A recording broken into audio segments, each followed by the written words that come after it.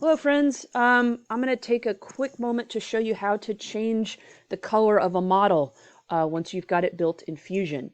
I would like for this fidget spinner project for you to take a moment and change the appearance of your fidget spinner, make it unique to you before you screenshot your image and upload it to your web page. So to change the color of my model here, I'm going to click my mouse in my workspace and I'm going to press the letter A.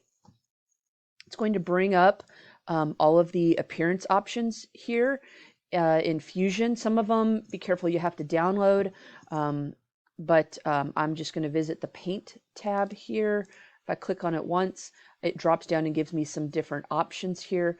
I'm going to choose the metallic folder. You're welcome to explore these, but again, careful. It's a rabbit hole you can wander down. I like blue, Miss Makins. That's kind of my trademark color, and so I'm going to click on the blue metallic paint and just drag it over here to my fidget spinner, and then let go of my mouse. Now, that's a perfectly lovely blue. I tend to like a little bit more of a royal blue, so I'm going to double click up here, but you don't have to. I'm just kind of showing you some options here. If you are happy with that blue or the green or whatever you choose, totally fine.